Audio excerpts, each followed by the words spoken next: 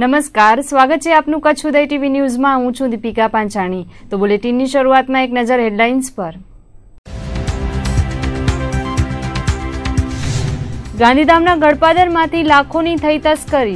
રાત્રે main door ખુલ્લો મૂકતા તસ્કરોએ લીધો લાભ। સોના ચાંદીના દાગીના સહિત 3 લાખનો મુદ્દામાલ ચોરાયો।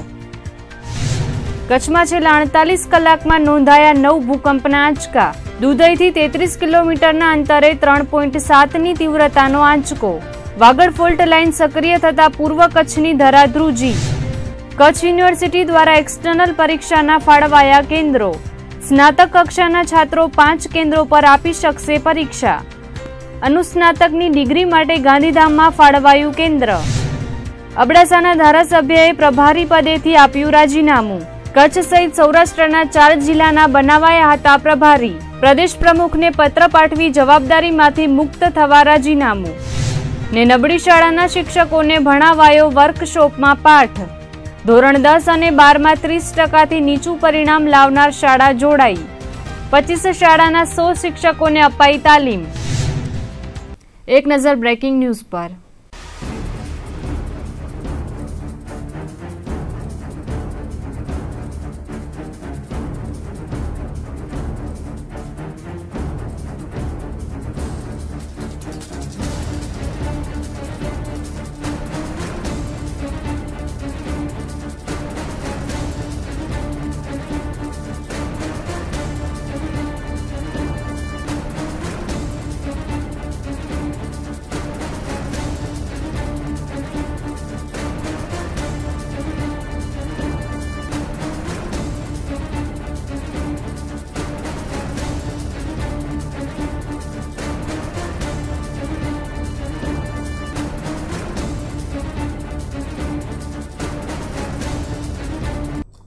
ગાંધીધામ શહેરના ગળપાદરમાં રાજવીનગરમાં ગત રાત્રિએ તસ્કરોએ તરખાટ મચાવીને લાખોની ચોરી કરી જતા કાયદાના રક્ષકોમાં દોડધામ મચી ગઈ હતી।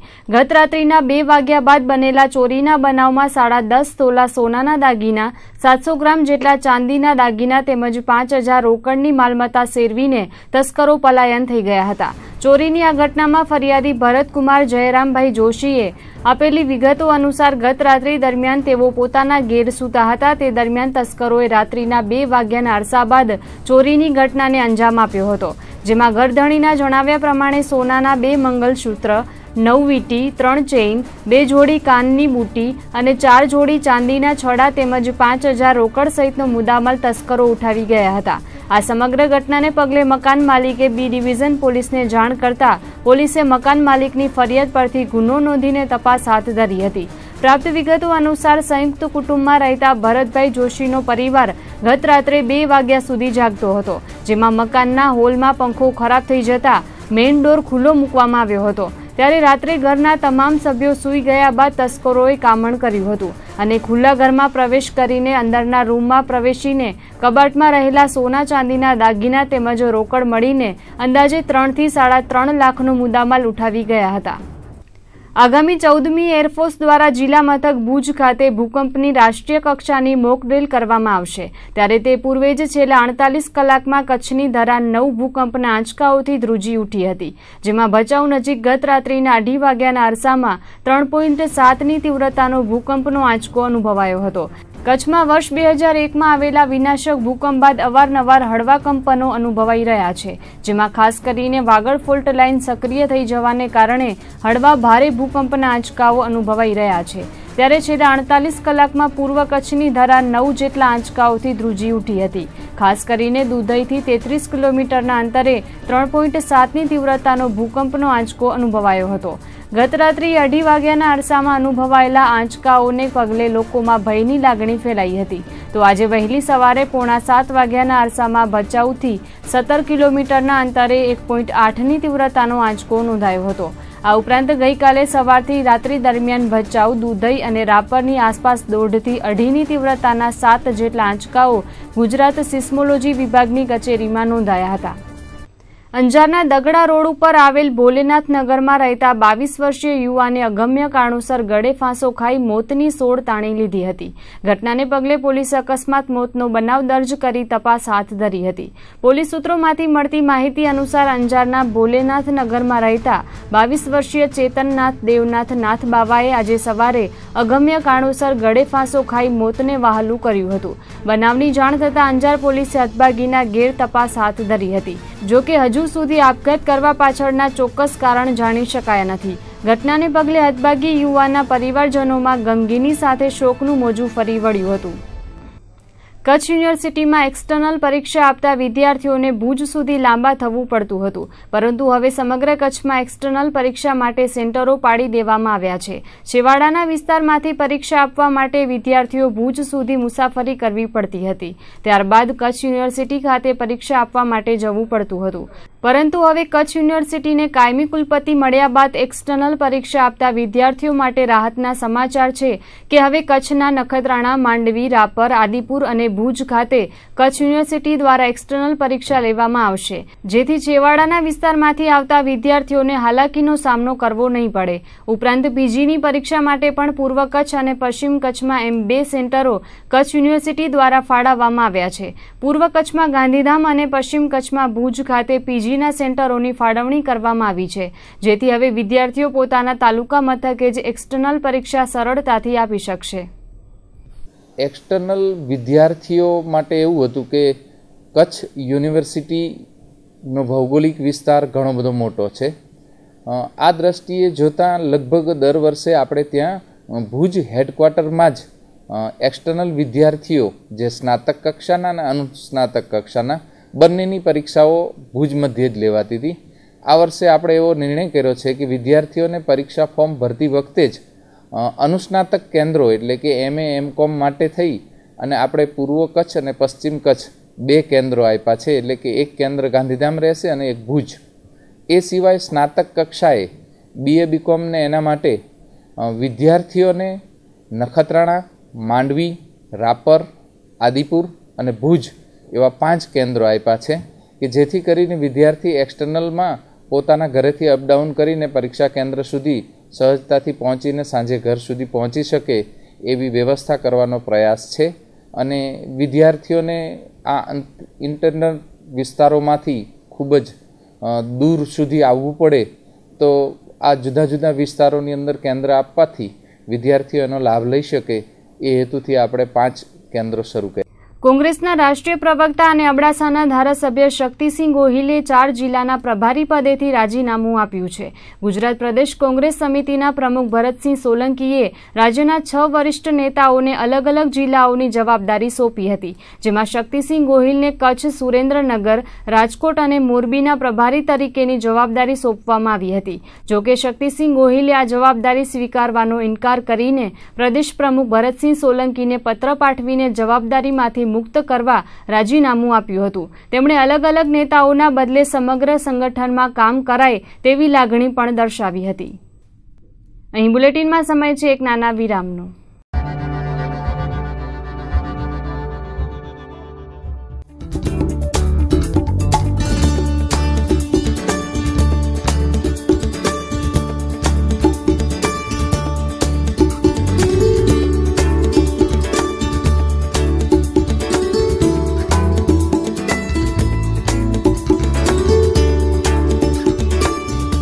સચોટ ભવિષ્યવાણી કરનાર વિશ્વના પ્રથમ ભારતીય અંકશાસ્ત્રી શંકરભાઈ ગોરની સાચી સલાહ અને સચોટ ઉપાય જાણવા રૂબરૂ મુલાકાત લેવી.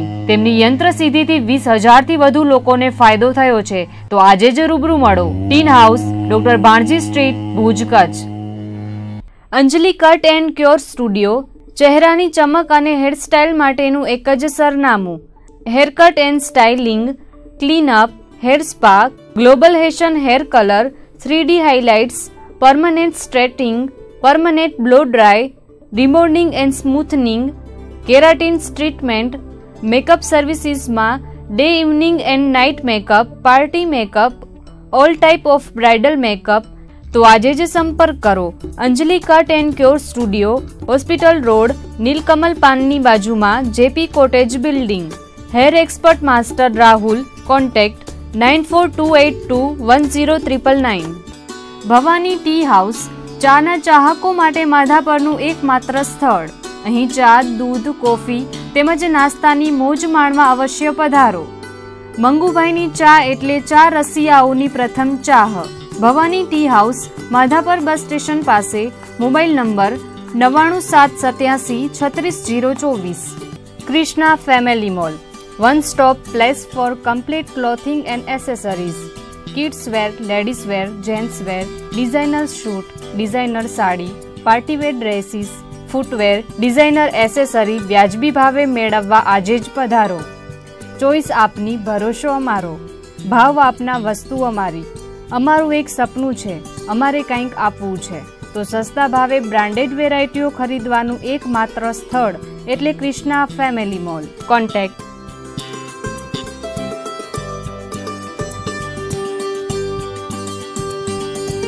કૃષ્ણા ફેમિલી મોલ, 17 વારી, કૃષ્ણા કેર હોસ્પિટલની બાજુમાં, GEB ઓફિસ સામે, આદિપુર, કચ્છ. કોન્ટેક્ટ 9974756565.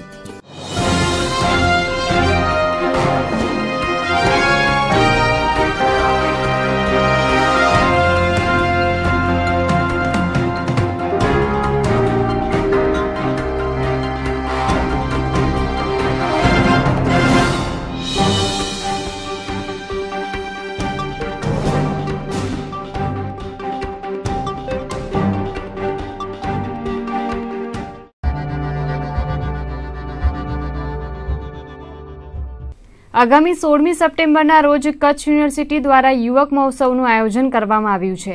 કચ્છ યુનિવર્સિટી સાથે સંલગ્ન કચ્છની તમામ કોલેજના વિદ્યાર્થીઓ આ યુવક મહોત્સવમાં ભાગ લઈ રહ્યા છે. આ વખતે આદિપુર તોલાણી કોલેજના યજમાન પદે આ યુવક મહોત્સવનું આયોજન થશે. અત્યાર સુધી કચ્છ યુનિવર્સિટી ભવન ખાતે યુવક મહોત્સવનું આયોજન કરવામાં આવતું હતું, પરંતુ આ વર્ષથી આ પ્રક્રિયામાં ફેરફાર કરવામાં આવ્યો છે. આ વર્ષે આદિપુરની તોલાણી કોલેજ ખાતે યોજાનાર યુવક મહોત્સવમાં 800 જેટલા વિદ્યાર્થીઓ ભાગ લેશે. કચ્છ યુનિવર્સિટીના ઇતિહાસમાં પ્રથમ વખત 800 જેટલા વિદ્યાર્થીઓ યુવક મહોત્સવમાં ભાગ લઈ રહ્યા છે. અત્યાર સુધી યોજાયેલા યુવક મહોત્સવમાં 300 થી 400 વિદ્યાર્થીઓ ભાગ લઈ રહ્યા હતા, પરંતુ આ વર્ષથી 800 વિદ્યાર્થીઓએ યુવક મહોત્સવમાં પોતાનો કરતબ રજૂ કરશે. કચ્છ યુનિવર્સિટી યુવક મહોત્સવ તારીખ 16મી સપ્ટેમ્બરના રોજ નક્કી થઈ છે.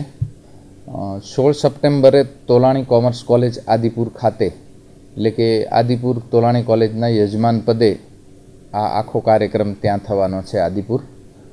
આ વખતે વિદ્યાર્થીઓની સંખ્યાનો પણ ધસારો સારો એવો છે. ઘણા બધા વિદ્યાર્થીઓએ ભાગ લીધા છે. દર વર્ષે લગભગ એવરેજ 300થી 400 500ની આજુબાજુ હોય છે. આ વખતે લગભગ 800 વિદ્યાર્થીઓએ ભાગીદારી પોતાની નોંધાવી છે. લગભગ કચ્છ યુનિવર્સિટી સાથે સંલગ્ન લગભગ તમામ કોલેજો એમાં સહભાગી થઈ છે, પાર્ટિસિપેન્ટ થઈ છે. અને 16મી તારીખે વહેલી સવારથી શરૂ કરીને સાંજ સુધી આદિપુર ખાતે યુવક મહોત્સવ આખો દિવસ ચાલશે.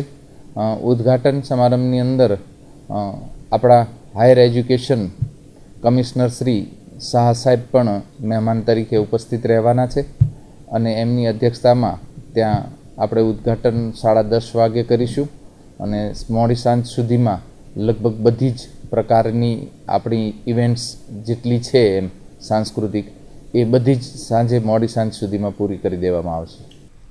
આ વર્ષે ધોરણ 10 અને 12ના પરિણામ બાદ 30%થી ઓછું પરિણામ લાવનાર શાળાના શિક્ષકો અને આચાર્યો માટે એક દિવસીય વર્કશોપનું આયોજન કરવામાં આવ્યું હતું.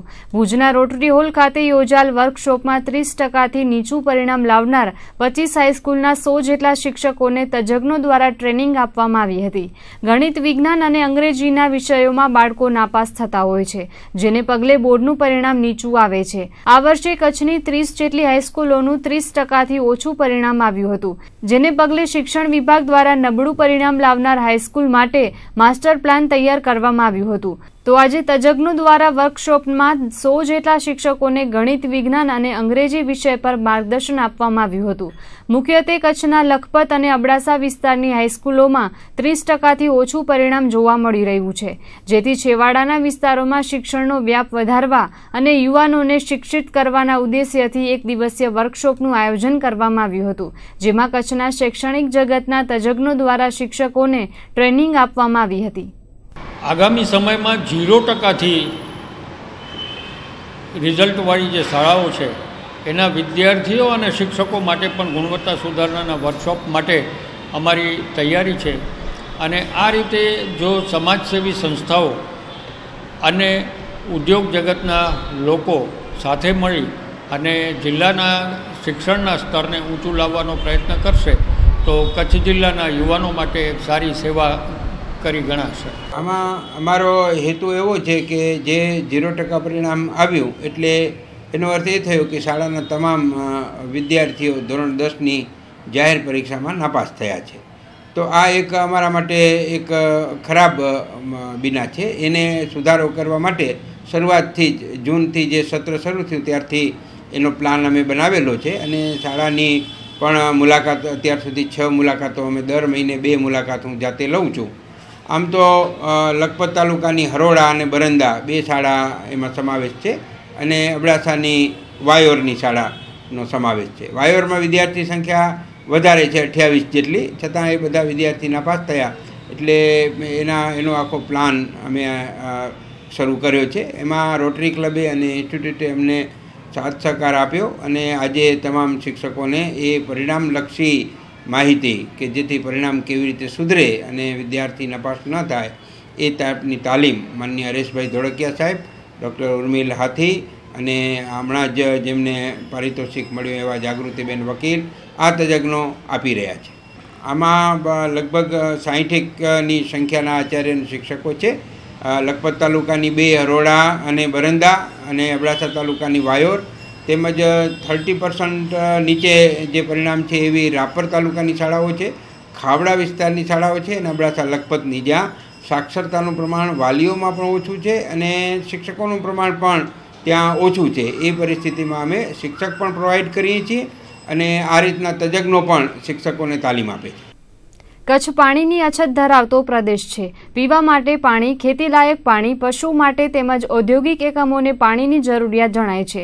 ત્યારે પાણીની વિતરણ વ્યવસ્થાનું જો માઇક્રો પ્લાનિંગ કરવામાં આવે તો પાણીની તંગી નિવારી શકાય તેવો સૂર ભુજમાં યોજાયેલા સેમિનારમાં વ્યક્ત કરાયો હતો। પાણીની જરૂરિયાતને પહોંચી વળવા માટે ફોકિયા દ્વારા કચ્છના 900 ગામડાઓમાં સેટેલાઇટ ઇમેજીસ અને સ્થળ પર ફિલ્ડ વર્ક કરીને સંભવિત સોર્સનો અભ્યાસ કરાયો છે। ફોકિયાના member unit Excel crop care અને એગ્રોસેલ લિમિટેડ દ્વારા 50 લાખના ખર્ચે આ રિસર્ચ કરવામાં આવ્યું છે, જેમાં એસીટીના યોગેશ જાડેજાની ટીમે 24 મહિના સુધી રિસર્ચ વર્ક કરીને માઇક્રો પ્લાનિંગ તૈયાર કર્યું છે। કચ્છમાં માનવ વસ્તી તેમજ પશુ માટે વાર્ષિક 200 મિલિયન ક્યુબિક મીટર પાણીની જરૂરિયાત જણાય છે। ખેતી માટે 450 મિલિયન ક્યુબિક મીટર તેમજ ઉદ્યોગોને વાર્ષિક 100 મિલિયન ક્યુબિક મીટર પાણીની જરૂરિયાત જણાય છે, જેમાંથી ખેતી માટેનું 90% પાણી વરસાદ દ્વારા પ્રાપ્ત થઈ જાય છે, માટે તેનું યોગ્ય પ્લાનિંગ કરવું અનિવાર્ય છે। ભુજ ખાતે યોજાયેલા આ સેમિનારમાં સેન્ટ્રલ ગ્રાઉન્ડ વોટર બોર્ડના ચેરમેન ડોક્ટર કેબી બિસ્વાહા પણ ખાસ ઉપસ્થિત રહ્યા હતા અને માર્ગદર્શન પૂરું પાડ્યું હતું। સેમિનારમાં મુખ્ય અતિથિ તરીકે જિલ્લા કલેક્ટર MA ગાંધી, જિલ્લા વિકાસ અધિકારી CJ પટેલ, ફોકિયાના managing director Nimish Phadke, arid communication and ટેકનોલોજીના doctor Yogesh Jadeja, IT expert Deepak Vora, Vishwadeep Ghosh સહિતના ઉદ્યોગકારો અને ફોકિયા ફેડરેશનના સભ્યો ઉપસ્થિત રહ્યા હતા। सेंट्रल गवर्नमेंट भी चाहता है जो यूजर्स एजेंसी है जो लोग पानी इस्तेमाल करते हैं लोकली अपना लेवल पर उनको अपना मैनेजमेंट करें।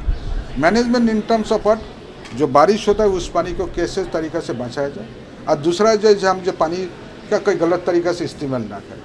जो पीने का लिए कम से कम कितना पानी चाहिए उसका चाहिए, डोमेस्टिक यूज़ में कितना चाहिए वैसे यूज़ करें, बाकी इंडस्ट्रीज और कैसे यूज़ करना है उनको भी सुचारू रूप से यूज़ करें। That is the best step. As on जो गवर्नमेंट ऑफ इंडिया ये भी सोच रहा है, फिर गुजरात गवर्नमेंट ने बहुत अच्छा स्टेप लिया हर जगह, क्योंकि ग्राउंड वाटर और सरफेस वाटर दोनों अलग से नहीं सोचना चाहिए, दोनों एक साथ में लेके टोटल सोर्स हमें कैलकुलेट करना चाहिए और मैनेजमेंट भी टोटल को देखना चाहिए, हमें कितना टोटल पानी अवेलेबल है और कितना हमें डिमांड है। तो डिमांड पूरा करने के लिए क्या क्या तरीका है, तो कोई अकेला सेंट्रल गवर्नमेंट नहीं कर सकता, कोई अकेले स्टेट गवर्नमेंट नहीं कर सकता। इसके लिए लोकल आदमी, आम जनता, लोकल इंडस्ट्रियलिस्ट, फार्मर्स, जो लोकल एसोसिएशन, प्रोफेसर, टीचर, सबको पार्टिसिपेट करके इनको अपना विलेज लेवल पर और पंचायत लेवल पर इनको कैसे इस्तेमाल किया जाए, इनको solution, that is the best solution all over India, खाली कच्छ का लिए नहीं। और कच्छ ऐसा भी एक एरिड एरिया में माना जाता है, Kutch most water scarcity area है। પાણીની જરૂરતની જો વાત કરીએ આપણે તો માણસ અને પશુની જરૂરત જે આખા કચ્છ માટે વાર્ષિક જરૂરત છે 200 મિલિયન ક્યુબિક મીટર છે, એગ્રીકલ્ચરની લગભગ 4500 ક્યુબિક મીટર છે અને ઉદ્યોગોની 100 ક્યુબિક મીટર છે। તો હવે આપણે આમાં એ જોઈ શકીએ કે કયા યુઝર્સ વધારે છે, પણ આ બધા પૂરતું પાણી છે આપણી પાસે। જેમાં આપણે જોવા જઈએ તો ખેતીની વાત કરીએ તો આપણે ચોમાસાના પાણીને જ જો આપણે વ્યવસ્થિત રીતે કરીએ તો ખેતીની 90% પાણીની જરૂરત તો ચોમાસામાં સંતોષાઈ જાય છે આપણી પાસે। તો એક વ્યવસ્થિત મેનેજમેન્ટ કરવાની જરૂરત છે। તો આ બધું જ પાણી આપણે વ્યવસ્થિત ઉપયોગ કરી શકીએ। હા, બીજી વસ્તુ એ જોવી પડે કે જેમ પીવાનું પાણી છે તેના માટે ગુણવત્તાનું પાણી જોઈશે, ખેતી માટે પણ કેટલી ગુણવત્તાનું પાણી જોઈશે। ઉદ્યોગોમાં 3 પ્રકારે પાણી જોઈએ, એક બહુ સારી ગુણવત્તાનું જોઈશે, એક નબળી ગુણવત્તા હશે તો પણ ચાલશે, અને કેટલુંક પાણી એવું છે કે રિસાયકલ કરીને વાપરી શકાય, કે જે એમના એન્વાયરમેન્ટ, ગ્રીનિંગ વગેરે પ્રકારના કામો છે એમાં કામ આવી શકે। તો એમ કહીને પણ આપણે જરૂરતો ઓછી કરી શકીએ છીએ સારા પાણીની, અને જે સારું પાણી જે રિસાયકલ કરી શકાય છે એવા પાણીને આપણે આમાં વાપરીએ।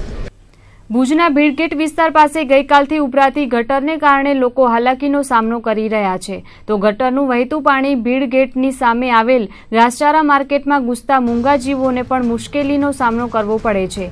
ગઈકાલે વોર્ડ નંબર 2ના નગરસેવક સુલેમાન હિંગોરજાએ સુધરાઈના સત્તાધીશો તેમજ અધિકારીઓનું ધ્યાન દોર્યું હોવા છતાં પણ કોઈએ દાદ ન આપતા આજે વિપક્ષી નેતા રાજેન્દ્રસિંહ જાડેજા પણ આ વિસ્તારની મુલાકાતે પહોંચ્યા હતા અને તેમણે ચીફ ઓફિસર G.K. ચંડપ્પા તેમજ નગરપતિ અશોક હાથીને રૂબરૂ સ્થળ પર બોલાવીને રજૂઆત કરી હતી।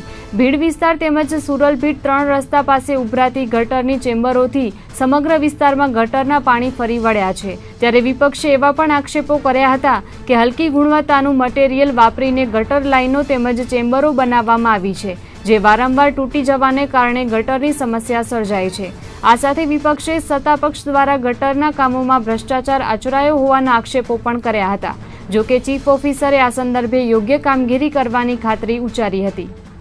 અને જે ગટરનું પાણી જે નાલા છે એ નાલાની અંદર આવી ગયું છે, અને આ જે દેસરસર તળાવ દેખાય છે એ દેસરસર તળાવમાં તો છેલ્લા 2-5 મહિનાથી આ પરિસ્થિતિ છે। નગરપાલિકાને અવારનવાર રજૂઆતો કરી છે, અમારા અહીંના જાગૃત કાઉન્સિલરોએ બધાએ રજૂઆતો કરી છે, પણ આજ દિવસ સુધી આ નગરપાલિકા આનામાં જરા પણ ચેતીને ચાલી નથી। આજે ના છૂટકે અમારે ચીફ ઓફિસર સાહેબને અહીંયા બોલાવવા પડ્યા, આખી પરિસ્થિતિથી એમને વાકેફ કર્યા છે। ચીફ ઓફિસર સાહેબ નવા છે, એમને આખા ભુજની પરિસ્થિતિની ખબર ન હોય, પણ એમને એટલું અમે કહ્યું છે કે જે ભુજની જે બહારની સાઈડમાં જે ગટર નીકળે છે એ ગટર ઉપર ડૂચા નાખવામાં આવે છે, એ ગટર ઉપર પંપ મારવામાં આવે છે, અને પંપ મારી અને વાડી વિસ્તારના લોકો આનામાંથી શાકભાજી પકવે છે। એવા અમે એમને આધાર પુરાવા ફોટા સહિતના ઘણી વખતો આ ચીફ ઓફિસરથી માંડી અને કલેક્ટર સુધીની રજૂઆતો પણ અમે કરેલી છે, પણ નગરપાલિકાના લોકોનું પેટનું પાણી હાલતું નથી। ભીડનાકા આગળ એક લાઈન બેસી ગઈ એવું જાણવા મળ્યું, કારણ કે GUDC દ્વારા ધરતીકંપ પછી નાખવામાં આવેલી જે જૂની લાઈનો હતી એ લાઈનોમાં ઘણી જગ્યાએ આવી રીતના ડેમેજ થાય છે અને લાઈનો નીચે બેસે છે, એનાથી જે મેન હોલ કવર અને એની અંદરથી ઓવરફ્લો થતાં પાણી બહાર નીકળે છે। પિકઅપ અવરમાં લોકો સવારમાં પૂરતો પાણીનો જથ્થો છોડે, વપરાશ કરે, સ્વાભાવિક છે। એટલે અત્યારે જોતાં કાલે રાતથી અમે આ શરૂઆત તો કરી દીધેલી, JCBથી ખોદકામ કરી અને નવી લાઈન નાખવાનું, આજે સાંજ સુધીમાં એને આપણે પૂરી કરી દઈશું, અને આ બંને ડાયવર્ઝનને એક જગ્યાએ ભેગા કરી અને આ રીતના આ ઓવરફ્લો બંધ થાય એવા પ્રયત્નો આપણે હાથ ઉપર લીધા છે।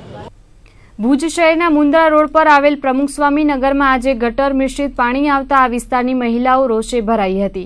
છેલ્લા કેટલાય સમયથી આ વિસ્તારમાં કાળિયાવાળું લાલ પીળું પાણી મળે છે, તેમાંય આજે ગટર મિશ્રિત કાળા કાદવવાળું પાણી મળતા મહિલાઓ લાલ પીળી થઈ હતી। શહેરના પ્રમુખસ્વામી નગરમાં આજે બપોરના અરસામાં ગટરવાળું પાણી મળતા લોકોને હાલાકી થઈ હતી। કોઈપણ કારણસર ગટરના પાણીની લાઇન અને પીવાના પાણીની લાઇન એક થઈ જતા આ વિસ્તારના સ્થાનિકોને ગટર મિશ્રિત પાણી મળ્યું હતું. પરિણામે લોકોના ટાંકામાં પણ ગટરનું પાણી ભરાતા મહિલાઓ રોષે ભરાઈ હતી. હાલ રોગચાળો વકરી રહ્યો છે, તેવામાં ગટરવાળું પાણી મળતા સુધરાઈના સત્તાધીશો ધ્યાન આપે તેવી માંગ મહિલાઓએ કરી હતી. અમે રજૂઆત તો જો કે પહેલાંથી નક્કી કર્યું હતું કે બધા ભેગા થઈને રજૂઆત કરવાના છીએ, પણ થોડું પાણી આવતું હતું, થોડું નહોતું આવતું એવું હતું. પણ હમણાં આજના દિવસથી જ ગટરનું પાણી આવે છે અને પાણી અમારું તો બિલકુલ આવતું જ નથી. 1-2 ઘરમાં ગટરનું પાણી આવેલું છે. રસ્તા પણ ખરાબ છે અને કચરો લેવા પણ નથી આવતા. એટલે પાણી તો જે ગટરનું આવે છે એમાંથી જે લેટ્રિનની હોય એટલી ખરાબ વાસ આવે છે અને એનાથી અમે કાલે જે મોટરથી ઉપર પાણી ચડાવ્યું તો સવારમાં એટલા કપડાં કે વાસણ ઘસવામાં પણ બહુ જ ખરાબ વાસ આવતી હતી. અને આ વિસ્તારમાં મકાન તો આ શેરીમાં 20-25 અમારી શેરીમાં મકાન છે ને આગળની અને આની આગળની શેરીમાં પણ એટલા જ મકાન છે. સમગ્ર ગુજરાતમાં આજે ડિસેબિલિટી એડવોકેસી ગ્રુપ દ્વારા દિવ્યાંગ લોકોને આપવામાં આવતો પેન્શનની રકમમાં વધારો કરવા જિલ્લા મથકે કલેક્ટરને આવેદનપત્ર પાઠવી રજૂઆત કરાઈ હતી. વિકલાંગ લોકોને સરકાર દ્વારા સંત સુરદાસ યોજના હેઠળ દર મહિને 400 રૂપિયાની સહાય આપવામાં આવે છે, પરંતુ આ મોંઘવારીના જમાનામાં પેન્શનની રકમમાં વધારો કરવામાં આવે તેવી રજૂઆત કચ્છના વિકલાંગ લોકો દ્વારા કલેક્ટરને આવેદનપત્ર આપી માંગ કરાઈ હતી.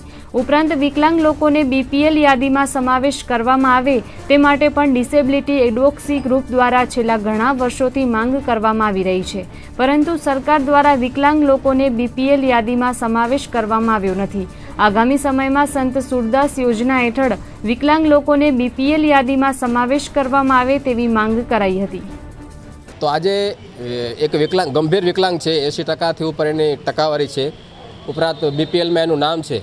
એને દર મહિને સરકાર 200 રૂપિયા અને 400 રૂપિયા આવું એક પેન્શન આપે છે, જે અત્યારે આ સમયમાં એક હાસ્યાસ્પદ બાબત લાગે છે. હા, તો એના માટે થઈને કે હવે સમયને અનુરૂપ એ રકમમાં વધારો કરવામાં આવે. ઉપરાંત જે એની અંદર જે નિયમો છે કે વિકલાંગ હોય, ગંભીર વિકલાંગ હોય 80%થી ઉપર, પ્લસ એનું બીપીએલમાં નામ હોય અને બીપીએલની અંદર પણ 0 થી 16 જે સ્કોર આવે છે આની અંદર જ નામ હોય, આને જ મળવા પાત્ર છે, બાકી નથી મળી શકતો. તો અમારો મુદ્દો એવો છે કે જે વિકલાંગો છે ને મોટાભાગે ગ્રામ્ય વિસ્તારમાં રહે છે, ગંભીર વિકલાંગતાવાળા પણ છે, જે આ યોજનાનો હેતુ છે એ મુજબ વિકલાંગો સુધી આ લાભ પહોંચતો જ નથી. ભૂકંપ બાદ કચ્છનો ઔદ્યોગિક વિકાસ થયો છે અને જમીનના ભાવ આસમાને પહોંચ્યા છે. તેવામાં અમુક શખ્સોએ બીજાની જમીનના ખોટા દસ્તાવેજો બનાવીને વેચી દીધી હોવાના અનેક બનાવો બન્યા છે.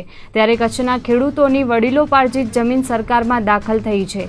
આ અંગે ભુજ મામલતદાર અને બળદિયા સર્કલ ઓફિસર દ્વારા ખેડૂતોને કનડગત થઈ હોવાથી આજે કલેક્ટરને આવેદનપત્ર પાઠવી રજૂઆત કરવામાં આવી હતી. મામલતદાર દ્વારા ઉલટ તપાસ અને 1958 થી 1961 સુધીના 7 બાર રજૂ કરવાના બહાને ગરીબ અને અભણ ખેડૂતોને હેરાન કરવામાં આવી રહ્યા છે, જે સંદર્ભે ભુજના સામાજિક કાર્યકર કપિલ મહેતાની આગેવાની હેઠળ કલેક્ટરને આવેદનપત્ર પાઠવી રજૂઆત કરાઈ હતી. ઉપરાંત ભુજ મામલતદાર અને બળદિયાના સર્કલ ઓફિસર વિરુદ્ધ ખાતાકીય તપાસની માંગ સામાજિક કાર્યકર અને ખેડૂતો દ્વારા કરવામાં આવી હતી. અગાઉ અમે રાજ્યપાલ શ્રી ઓપી કોહલી સાહેબને રજૂઆત કરી છે. આ પહેલાંના પૂર્વ મુખ્યમંત્રી શ્રીમતી આનંદીબેન પટેલને રૂબરૂ રજૂઆત કરી છે. તેમજ 29/8/2016ના અમે કેબિનેટ પ્રધાન મહેસૂલ પ્રધાન શ્રી ભૂપેન્દ્રસિંહ ચુડાસમા પાસે પણ રજૂઆત કરી છે. અને એ બાબતે અમને કલેક્ટરશ્રી પાસે પણ રજૂઆત કરવાની જ્યારે સાહેબે વાત કરી એટલે આજે અમે કલેક્ટરશ્રીને આવેદનપત્ર પાઠવવામાં દેવા આવ્યા હતા કે સાહેબ આ બાબતે 30 દિવસમાં જો હવે નિર્ણય નહીં લેવાય તો અમે આગામી કાર્યક્રમો પહેલાં ભુજની અંદર આવા ખેડૂતોની રેલી કાઢશું અને ત્યાર પછી અમે સીએમ વિજયભાઈ રૂપાણી પાસે અમે સોમવાર અથવા મંગળવારના સમગ્ર ખેડૂતોને લઈ અને અમે ત્યાં કરીને રજૂઆત કરવા માટે જાશું. અહીં બુલેટિનમાં સમય છે વધુ એક વિરામનો.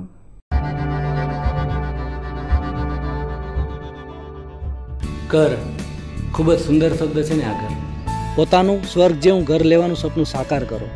જોડાઓ ઓધો હોમ્સની સાથે. ઓધો હોમ્સ એટલે સફળ રોકાણ. ઓધો હોમ, સાચું રોકાણ, સફળ રોકાણ.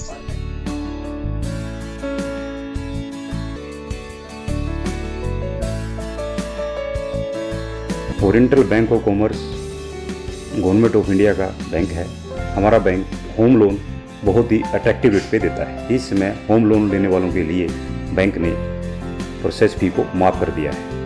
ओधव हाउसिंग प्रोजेक्ट प्राइवेट लिमिटेड जिसको राजूभाई टांग द्वारा ने प्रमोट किया है. इस प्रोजेक्ट के साथ में हमारे बैंक का एक्सक्लूसिव टाई अप है, जिसके तहत जो लोग इस प्रोजेक्ट में मकान खरीदने के इच्छुक हैं, हम उनको होम लोन उनकी योग्यता के अनुसार दे सकते हैं। સૈયદ જ્વેલર્સ એન્ડ એસોસિએટ્સ, સોના ચાંદીના દાગીના બનાવનાર તથા વેચનાર, રજવાડી હાર અને સેટ, ફેન્સી નેકલેસ અને mangalsutra, diamond necklace, diamond rings, fancy chain, fancy ડોડિયા, ફેન્સી અને ડાયમંડ વીટી, લેટેસ્ટ અને અવનવી વેરાયટી, સુંદર અને કલાત્મક દાગીનાની વિશાળ રેન્જ, આધુનિક ફેશન મુજબના આભૂષણ ઓર્ડર મુજબ બનાવી આપવામાં આવશે. કલકત્તી હાર, એરિંગ, પાટલા, વીટી, પોંચી, બુટ્ટી, સોયદોરા, ઝુમ્મર, અરબી બુટ્ટી તથા અરબી સેટ, ઇટાલિયન અને સિંગાપુરની જ્વેલરી આઇટમ, ચાંદીના કલાત્મક દાગીના અને ફેન્સી સાંકડા, કચ્છી વર્કના કલાત્મક ચાંદીના દાગીના મળશે. સૈયદ જ્વેલર્સ એન્ડ એસોસિએટ્સ, સોના ચાંદીના દાગીના બનાવનાર તથા વેચનાર. ભુજની ફેશન પ્રિય જનતાની પ્રથમ પસંદ style exclusive menswear showroom. Latest fashion અને ટ્રેડિશનલ વેરની અઢળક વેરાયટીઓનો ખજાનો એટલે સ્ટાઇલ ધ ફેશન હબ. લગ્ન અને શુભ પ્રસંગ માટે અહીં ઉપલબ્ધ છે. અંડરગાર્મેન્ટમાં બ્રાન્ડેડ કંપનીની વિવિધ વેરાયટીઓ ઉપલબ્ધ. અમારું સરનામું નોંધી લેશો. સ્ટાઇલ 3 લાલન આર્કેડ, જૂની પાંજરાપોળ શેરી, વાણિયાવાડ, ભુજ, કચ્છ. ચાલો ઓમકારેશ્વર જ્યોતિર્લિંગ તારીખ 4/11/2016 થી શરૂ થતી પૂજ્ય ગિરિબાપુની શિવકથાના શ્રવણ માટે ઓમકારેશ્વરમાં 9 દિવસના રોકાણ સાથે મહાકાલેશ્વર, ત્રંબકેશ્વર, ભીમાશંકર, ઓદા નાગનાથ, પરલી, વૈદ્યનાથ, ધ્રુષ્મેશ્વર, સોમનાથના કરો દિવ્ય દર્શન. 2x2 સ્લીપર બસ દ્વારા યાત્રા પ્રવાસ. જમવા તથા રહેવાની સગવડ સાથે યાત્રા શુલ્ક માત્ર ₹9,500. કથા શ્રવણ સાથે 8 જ્યોતિર્લિંગની કરો યાત્રા. સંપર્ક સૂરજગીરી ગોસ્વામી, માનકુવા, તાલુકો ભુજ, કચ્છ. Mobile number 9825576177 7383410881. ટીના ભુજમાં ટીના હાઉસમાં પ્રથમ વખત બ્રા પેન્ટી સ્લીપનો ભવ્ય સેલ. બ્રા પેન્ટી સ્લીપ ફક્ત ₹30 સ્ટાન્ડર્ડ કંપનીની 70 રૂપિયાવાળી આઇટમ ફક્ત ₹30 ખરીદવા આજે જ પધારો. ભાવતાલની કોઈ ઝંઝટ નહીં અને છેતરાવાનો પણ કોઈ ભય નહીં. તો આજે જ પધારો. Tina house, doctor Bhanji street, Bhuj, Kutch.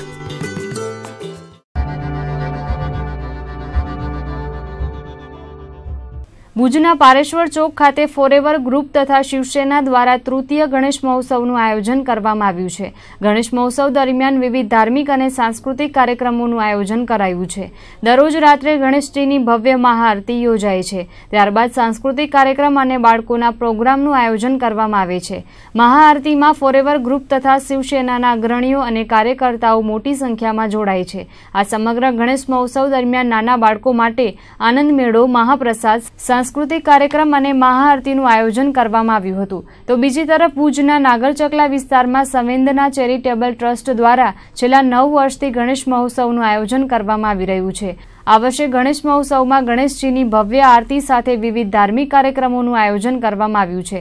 સાથે જ બાળકોના મનોરંજન માટે જાદુના ખેલ અને આનંદ મેળાનું આયોજન સંવેદના ચેરિટેબલ ટ્રસ્ટ દ્વારા કરવામાં આવ્યું છે.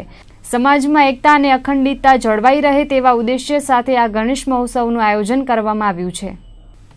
તેમાં આજે ત્રીજા દિવસે આનંદ મેળાનો પ્રોગ્રામ હતો. એમાં નાના છોકરાઓનો ચૂચલા અને નાસ્તાનો પ્રસાદ હતો અને હમણાં મહાઆરતી હતી અને કાલે મહાપ્રસાદ છે અને પરમ દિવસે માંડવીમાં વિસર્જન છે. આજે ત્રીજો ગણેશ ઉત્સવ છે અમારે અહીંયા અને દર વર્ષે ફોરેવર ગ્રુપ પહેલાં અહીંયા 2 વર્ષથી આયોજિત કરતું હતું. આ વર્ષે ફોરેવર ગ્રુપ અને શિવસેના 2 સાથે જ મળી અને આયોજિત કર્યું છે. આ વખતે અમે બાળકો માટેના પ્રોગ્રામ રાખેલા છે. એના બારેમાં આજે અમારે અહીંયા આનંદ મેળો રાખેલો છે, જેના અંદર છોકરાઓ માટે ચકડોળ છે અને લપસણ વગેરે વસ્તુ જે છે કે જ્યાં છોકરાઓને આનંદ મળે એના માટે. અને બાકી પ્રસાદનો આયોજન અને નાસ્તાનું આયોજન કરેલો છે. દર વખતની જેમ આ વખતે ગણેશ ઉત્સવ 5 દિવસીય મહોત્સવ છે અમારો. એમાં વિવિધ કાર્યક્રમો નાના બાળકો માટે જાદુના શો છે કે આનંદ મેળો છે કે એ પ્રકારના. સાથે સાથે આવતીકાલે દીપ મહાઆરતી સાથે સેવા લેટ્સ હેલ્પ કરીને સંસ્થા છે, જેમાં આપ જાણતા હશો એ પ્રમાણે તેમના બાળકોની સંગાથે કાલે મહાઆરતી અને માત્ર તેમના જ દાંડિયા રસ, એટલે કંઈક અલગ અલગ ઉદ્દેશથી અલગ અલગ અમારા મેસેજીસ પાસ થાય લોકો પ્રત્યે, અને લોકો આવા કાર્યો કરવા માટે પ્રેરાય અમારું આ જોઈને, તો અમને વધારે આનંદ મળે. અને સંવેદના ચેરિટેબલ ટ્રસ્ટ વિસ્તારના સર્વે લોકો, બહારથી આવતા લોકોના હૃદયપૂર્વક આભારી છે કે એટલા નાના વિસ્તારમાં આપ આવી અને ગણપતિ આરાધના કરો છો. અને ફરી વખત આપ અહીં પધારો. વર્ષો વર્ષ સુધી સંવેદના ચેરિટેબલ ટ્રસ્ટનું કાર્ય એવું જ રહેશે અને લોકોની પ્રતિભા ખીલવવા માટે અમે હંમેશા કટિબદ્ધ રહીશું. ભુજના કૈલાશનગર વિસ્તારમાં સિદ્ધિવિનાયક યુવક મંડળ દ્વારા ગણેશોત્સવનું આયોજન કરવામાં આવ્યું છે. છેલ્લા 4 વર્ષથી સિદ્ધિવિનાયક યુવક મંડળ દ્વારા ગણેશોત્સવનું આયોજન કરવામાં આવી રહ્યું છે.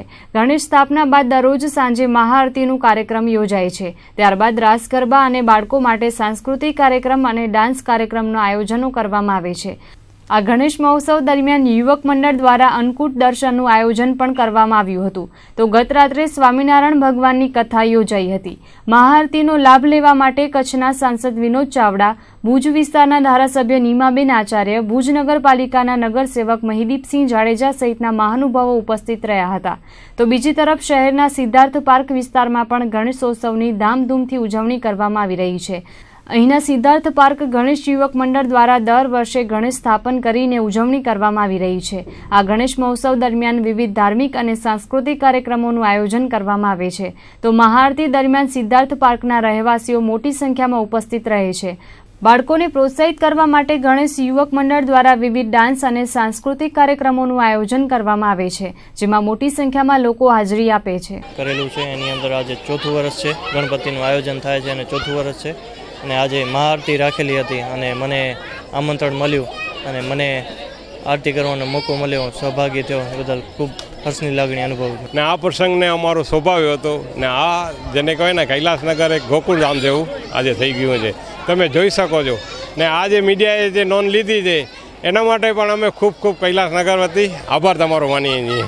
ગણેશ ઉત્સવના 5 દિવસ અમે આયોજન કરીએ છીએ. 5 દિવસમાં દરરોજ નિત્ય મહાઆરતી કરીએ છીએ.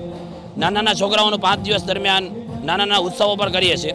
આજના દિવસે ભવ્યાતિ ભવ્ય દાંડિયા રાસનું આયોજન કર્યું છે અને 5મા છેલ્લા દિવસે અમે બધાએ કોલોનીના સાથે મળી હળીમળી અને ભોજન સમારંભ પણ કરીએ છીએ. અમારી કોલોનીનો ખાસ ઉદ્દેશ્ય અને ખાસ સારું એ છે કે અમે બધાએ સાથે મળીને આયોજન કરીએ છીએ. બધાએ અમને પૂરો સાથ સહકાર આપે છે અને એ સાથ સહકારના માધ્યમથી જ અમે 5 દિવસનું ગણેશ ઉત્સવ સારી રીતે પૂર્ણ કરી શકીએ છીએ. બંદરીય શહેર માંડવી તાલુકાના બાગ ગામે બાગ રાજગુર યુવક મંડળ દ્વારા છેલ્લા 27 વર્ષથી ગણેશ મહોત્સવનું આયોજન કરવામાં આવી રહ્યું છે. યુવક મંડળના સભ્યો દ્વારા આ વર્ષે દરરોજ મહાઆરતીનું આયોજન કરાયું છે. સાથે જ બાળકોને પ્રોત્સાહન આપવાના ઉદ્દેશ્યથી સાંસ્કૃતિક કાર્યક્રમનું આયોજન કરવામાં આવ્યું હતું, જેમાં 100થી વધુ બાળકોએ પોતાના સાંસ્કૃતિક કાર્યક્રમો રજૂ કર્યા હતા. સાંસ્કૃતિક કાર્યક્રમમાં ભાગ લેનાર તમામ બાળકોને યુવક મંડળ દ્વારા પ્રોત્સાહિત કરવામાં આવ્યા હતા. 3 વર્ષથી લઈને 15 વર્ષ સુધીના સ્કૂલમાં અભ્યાસ કરતા વિદ્યાર્થીઓએ પોતાનો કરતબ બતાવ્યો હતો. તો બાગ ગામે 2 વિદ્યાર્થીઓ રાજ્ય કક્ષાએ રમતગમત ક્ષેત્રે સિલેક્ટ થતા તેને આ યુવક મંડળ દ્વારા પ્રોત્સાહિત કરવામાં આવી હતી. આ ગણેશ મહોત્સવ દરમિયાન સાંસ્કૃતિક કાર્યક્રમ સહિત દાંડિયા રાસ અને ભજન કીર્તનનું આયોજન બાગ રાજગુર યુવક મંડળ દ્વારા કરવામાં આવ્યું હતું. તો બીજી તરફ માંડવીના નીલકંઠનગર વિસ્તારમાં સ્થાનિકો દ્વારા ગણેશ મહોત્સવનું આયોજન કરવામાં આવ્યું હતું. 3 દિવસીય ગણેશ મહોત્સવમાં વિવિધ સાંસ્કૃતિક કાર્યક્રમોનું આયોજન નીલકંઠનગર ગ્રુપ દ્વારા કરવામાં આવ્યું હતું. તો દરરોજ સાંજે બાપાની ભવ્ય મહાઆરતીનું આયોજન કરવામાં આવ્યું હતું. પાંચમના દિવસે ગણેશ વિસર્જન કરવામાં આવ્યું હતું, જેમાં સ્થાનિકો ઉમંગભેર જોડાયા હતા.